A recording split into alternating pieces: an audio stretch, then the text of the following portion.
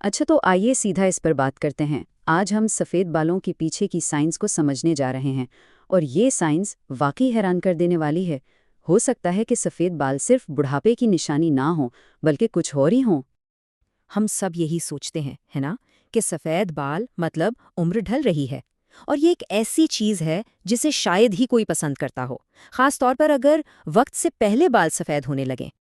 लेकिन क्या हो अगर ये पूरी कहानी ही अलग हो? यही वो नुक्ता है जहां टोक्यो यूनिवर्सिटी की एक रिसर्च सामने आती है, और वो एक बिल्कुल ही नया और साफ कहूं तो चौंका देने वाला कॉन्सेप्ट पेश करती है। वो कहते हैं कि शायद बालों का सफ़ेद होना दरअसल हमारे जिस्म का एक डिफेंस मैकेनिज्म है, एक हिफाजती अमल। जी हाँ, साइंसदानों ने सफ़ेद बालों का एक ऐसा फ़ायदा ढूंढ निकाला है जिसके बारे में किसी ने सोचा भी नहीं था। ये हमारे जिस्म के अंदर चलने वाले एक बहुत ही गहरे और पेचीदा निज़ाम की तरफ इशारा करता है, एक ऐसा निज़ाम जो चुपचाप हमारी हिफाजत कर रहा है। तो इसकी बुनियाद क्या है? देखें, जब हमारे सेल्स को मतलब खुलियों को नुकसान पहुंचता है तो जिस्म एक किस्म के दोराहे पर आ खड़ा होता है। उसके पास दो ऑप्शंस होते हैं। एक रास्ता बुढ़ापे की तरफ जाता है, जिसका एक नतीजा सफ़ेद बाल है, और दूसरा रास्ता वो बहुत ज़्यादा खतरनाक है, वो है कैंसर का रास्ता। तो चलें इस पूरी बायोलॉजिकल स्टोरी के मरकज़ी किरदारों से मिलते हैं। ये वो सेल्स हैं जिन पर इस सारे प्रोसेस की जिम्मेदारी है। इनका नाम है मेलानोसाइट्स।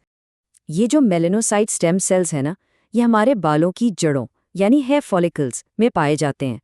इनका काम बिल्कुल सीधा सा है, हमारे बालों को उनका रंग देना।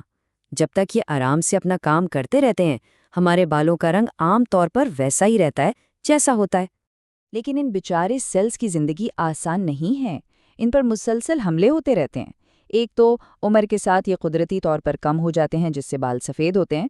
मगर असल मसला तब शुरू होता है जब डीएनए डैमेज की वजह से ये अजीब तरह से बिहेव करने लगें।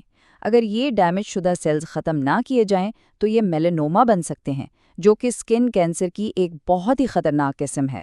तो अब सोचिए, जब इन स्टेम सेल्स पर बहुत ज़्यादा जेनेटिक स्ट्रेस पड़ता है, मतलब उनका डीएनए बुरी तरह डैमेज होता है, तो उन्हें एक बहुत मुश्किल फ़ैसला करना पड़ता है।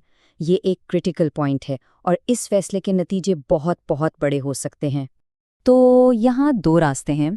पाथ नंबर 1, जो कि हिफाजती रास्ता है, इसमें स्टेम सेल खुद को ख़त्म कर लेता है, कुर्बानी दे देता है। इसका नतीजा बाल सफ़ेद हो जाते हैं। लेकिन अच्छी खबर यह है कि जिस्म एक पोटेंशियल कैंसर वाले सेल से महफूज हो जाता है। फिर है पाथ नंबर 2, खतरनाक रास्ता। इसमें डैमेज सेल कुर्बानी देने के बजाय डिवाइड होता रहता है, बढ़ता रहता है, और इसका नतीजा ट्यूमर बनने का और कैंसर का रिस्क बहुत ज़्यादा बढ़ जाता है। अब सवाल ये है कि ये सिर्फ एक थियरी है या इसका कोई सबूत भी है?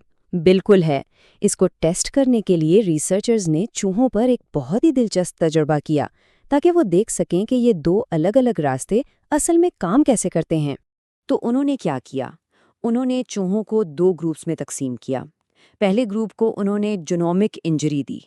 इसका मतलब है डीएनए को आम किस्म का नुकसान, जैसा कि हमारे जिस्म में होता रहता है। दूसरे ग्रुप को उन्होंने कार्सिनोजेंस दिए, मतलब ऐसी चीज़ें जो कैंसर पैदा करती हैं, जैसे यूवीबी लाइट या एक ख़ास केमिकल। फिर उन्होंने बस ऑब्जर्व किया कि इन दोनों सूरतों में मेलानोसाइट स्टेम सेल्स क्या करते हैं। नतीजे बहुत वाज़ेह थे। पहले ग्रुप में, जिनको आम डीएनए डैमेज हुआ था, स्टेम सेल्स ने वो ही किया जो करना चाहिए था।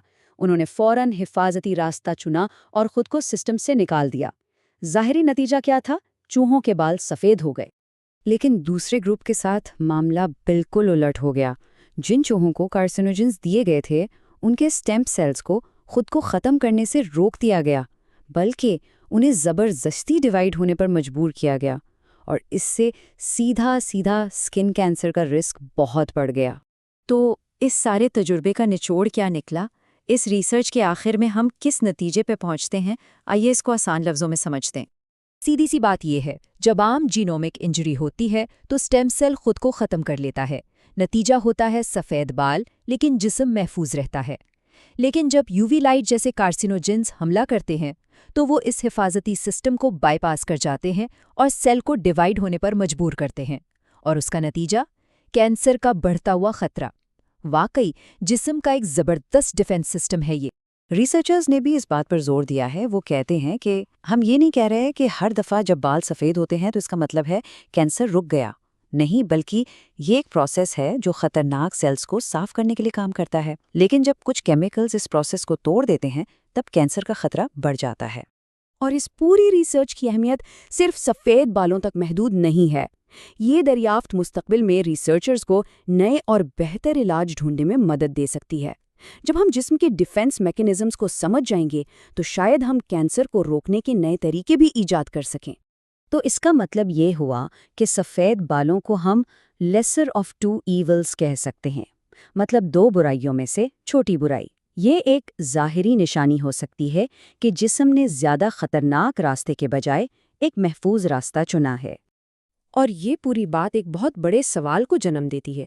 क्या बुढ़ापे की दूसरी निशानियां, झुर्रियां या कुछ और, क्या वो भी जिस्म के ऐसे ही छुपे हुए डिफेंस मैकेनिज्म्स हो सकते हैं?